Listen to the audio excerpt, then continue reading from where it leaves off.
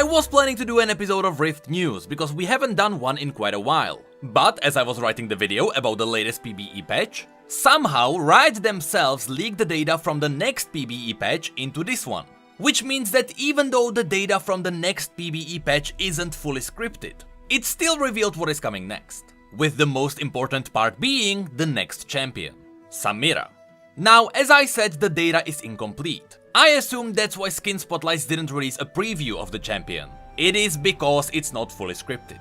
However, we still got the model, some people managed to get the model working in a model viewer, we got the description of the abilities, the in-client bio was also found, but most importantly, the full voiceover is there too.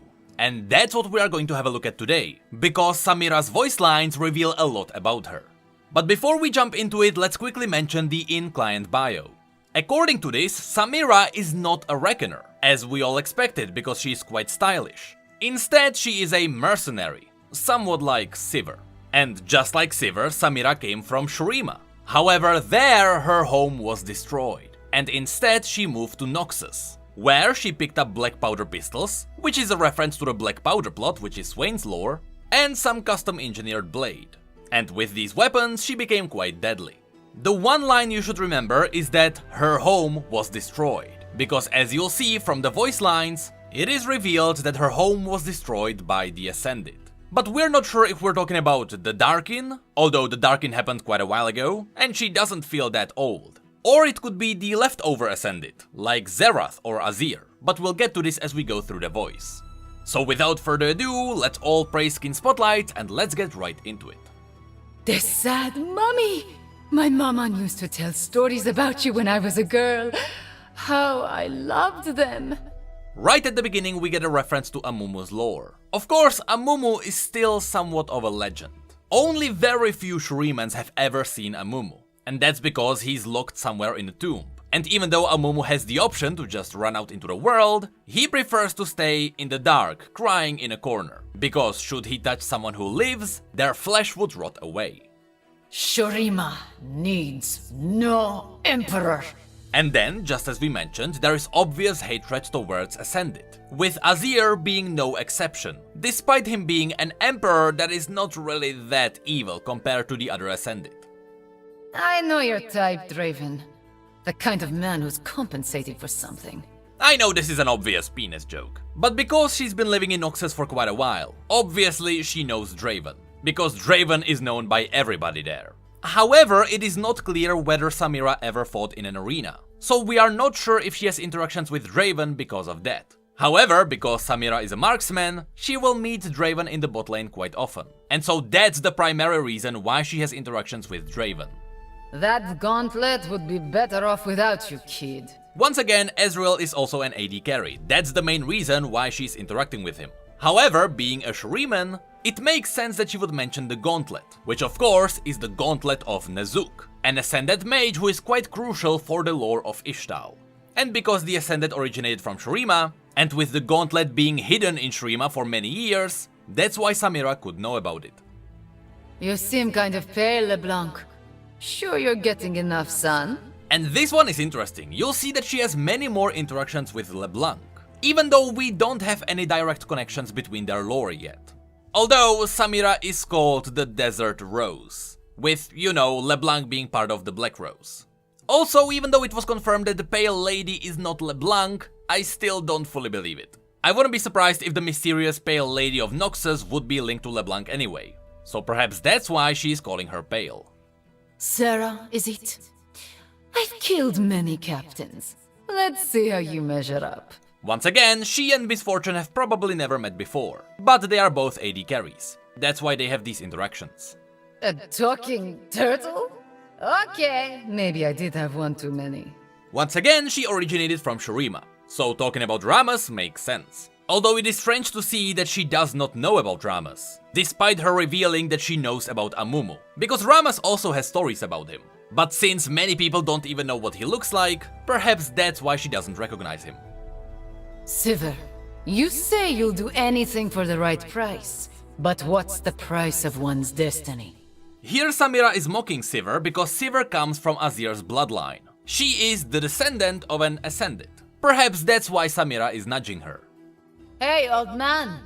How long you got before that demon takes over? That's quite an attitude speaking to her Grand General. But still, she's right. Swain made a deal with the demon, and we are still not sure about the details of that deal. Honestly, Lantern Man? Not sure you can handle my soul. Once again, just an interaction of an AD carry with a support. If it looks like a bloodsucker and it sounds like a bloodsucker, maybe I ought to kill it. Of course, Vladimir is an ancient prince who learned how to use the blood magic, which was the magic of the Darkin, who are previously the Ascended, and Vladimir is now in Noxus. So it makes sense why she would have interactions with him. Zereth, your people ended my home. I will end your existence. And this is what I was talking about at the beginning. Her home was destroyed by the Ascended, but we are still not sure what kind of Ascended are we talking about. Because she knows Zerath directly. It could be actually Zerath's people. Because, you know, Zerath is now walking around Shurima, he is trying to claim cities, and together with his followers, once he has enough people behind him, he would lay siege to the capital city of Shurima. So it makes sense why he would destroy Samira's home. It's because Zerath wants to dominate Shurima. Name Samira. Try not to slow me down. And this is why I am pronouncing her name weird. Most people think it is Samira, but it is Samira, with a nice Shuriman accent. At least that's how she pronounces it herself. Those who followed the Ascended burned away my home. So don't expect me to follow anyone. Again, we're talking about the Ascended, but not what kind of Ascended. Nasus and Renekton are still walking around Shurima, and Azir is still rising the capital city back to its former glory. Although I don't assume that Nasus would burn down a city. Perhaps Renekton could if he was trying to kill Nasus with it. But Azir is still just in his capital city, so I still do believe that it was Zerath who destroyed her home. Indari was a great captain. She taught me how to shoot. I taught myself how to kill. And here we have a mention of Indari, which is a name I don't think we have seen before, so it will likely appear in her bio for the first time. Born in Shurima, raised by Noxus. Maybe I'll die in Demacia to make things interesting, huh? Here she is just confirming what the bio said. Darius, Swain. Those names mean little to me. I answer to myself.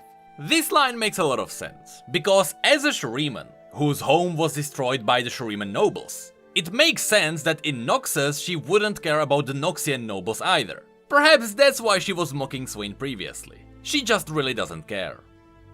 Don't worry, Azir. You'll be remembered as a tyrant. Interestingly, this is what other Shurimans also mention.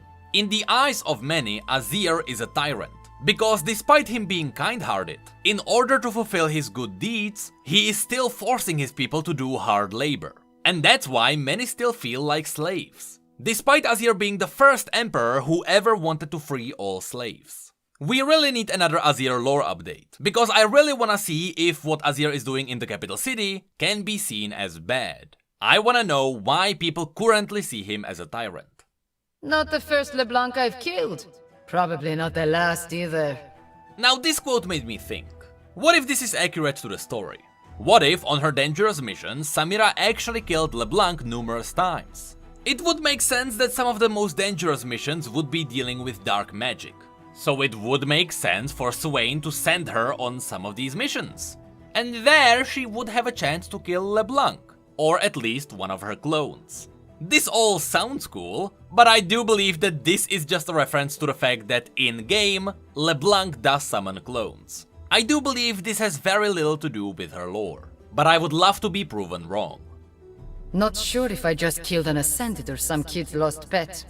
Ah well. I wonder if this is a hint that Rammus is actually Ascended.